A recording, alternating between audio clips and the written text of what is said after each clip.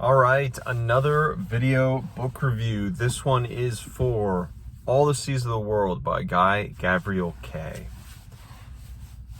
I have read a few books by GGK now. A lot of his heavy hitters, his top hitters, as per, I guess, what most readers of GGK have kind of recommended. And they were all just 9 out of 10s or higher, really, until that last book, A Brightness Long Ago. And right now I'm reading the trilogy of that, sort of trilogy. I think it's never described as a trilogy, weirdly. Anyways, this is the middle book, All the Seas of the World. And I was, again, let down by the last book a little bit. It was still, good, but it wasn't at all level that GGK has come to be for me. All the Seas of the World, we're back on track. We are back on track. Thankfully, because I was really I was going to be devastated if I was on a downward turn the rest of my GGK reading, journey. But this one was just so good. I wouldn't say it reached the highs of, I'd say it did reach the highs of some of his greater books, Lines of Al Rassan and Song for Arbonne, but they're better paced. They're way better paced than this book. This book was a little bit slower paced and not as well paced as them. Therefore, it went a little bit long. It was a little long in the tooth by the end.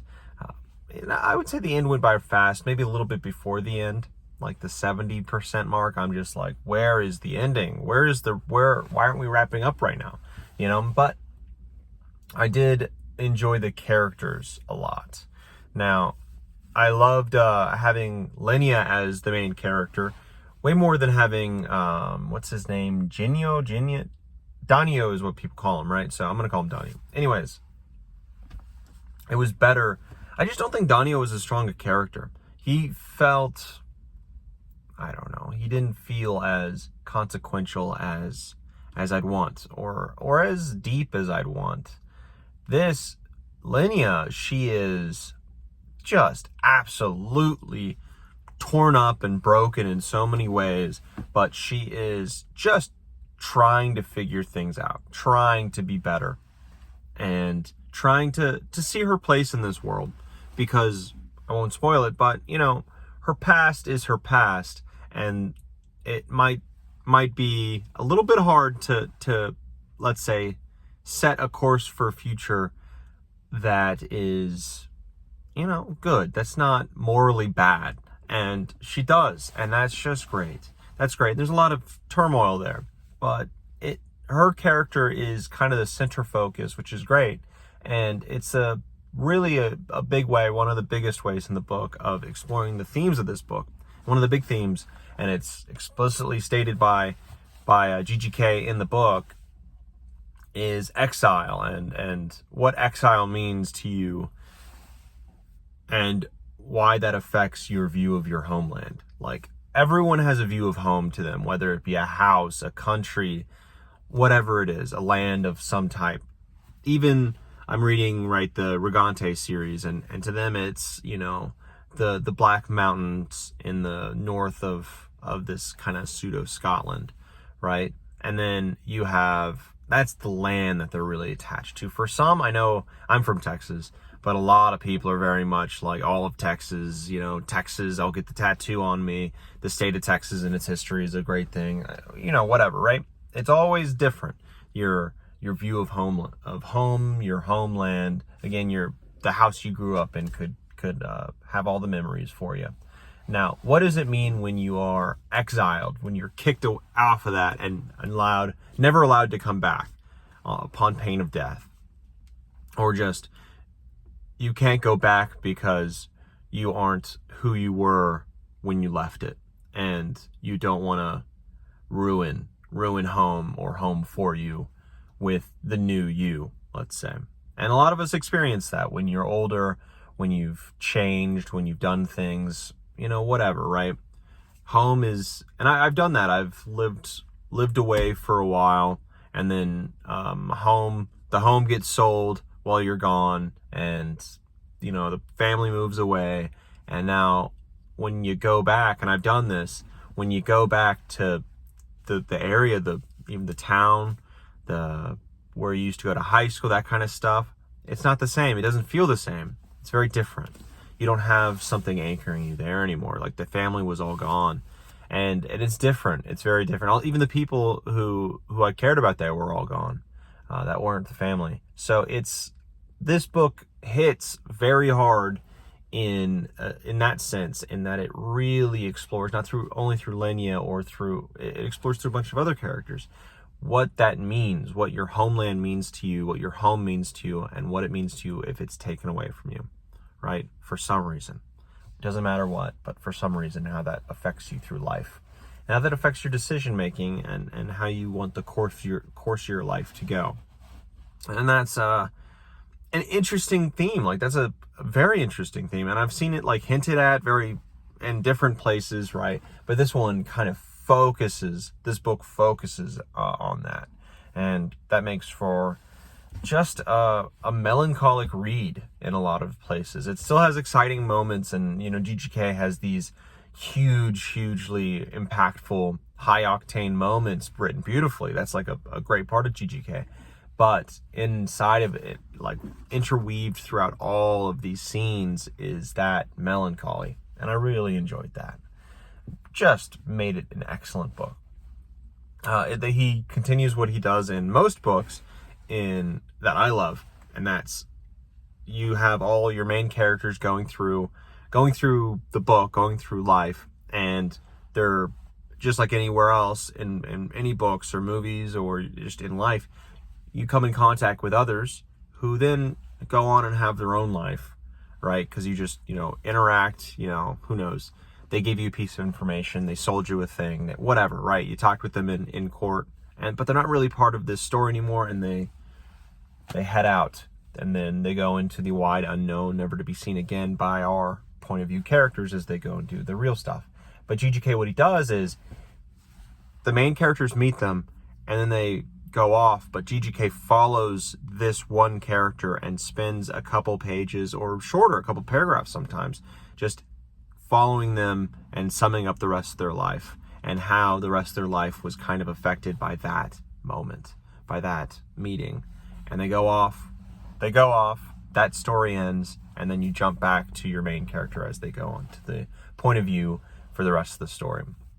And that little tangent there wasn't like a sidebar where it kind of doesn't matter, right? It doesn't really affect the main themes of the story, or it doesn't affect just the general vibe of the story at all. Like, it doesn't kind of match with it. That's not how it is.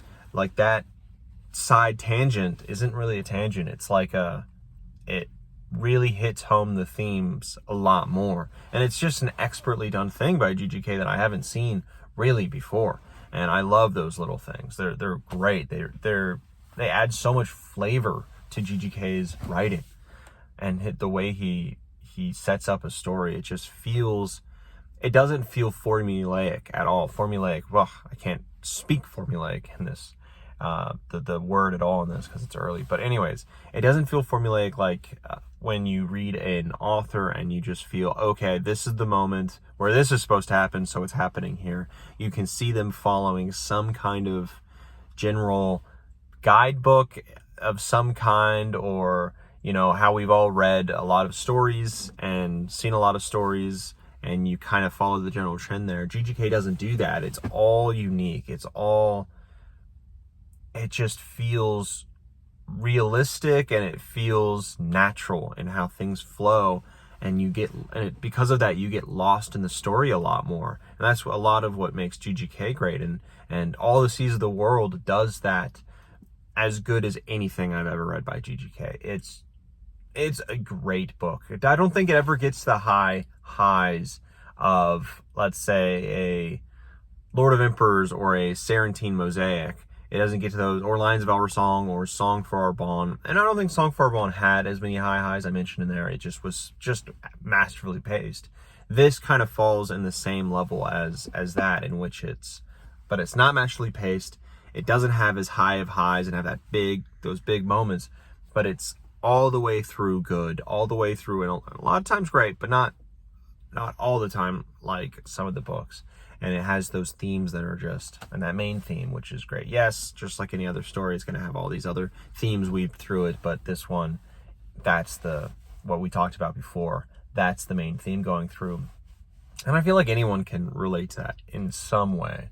Even if you've lived somewhere your entire life, your view of your current life and how you're living it is 100% based off of, how that you living there your entire life. And you have people like that in this story. You have people who have had a homeland and chosen to live in that homeland the rest of their life, and why that is. And it's just, you see multiple different takes and multiple different outcomes of that. And it's just a really, really good book with really good characters, not as great pacing, great themes, and it was an all-around great time. The prose was, again, fantastic. Nothing that I've ever read by GGK has not had great prose.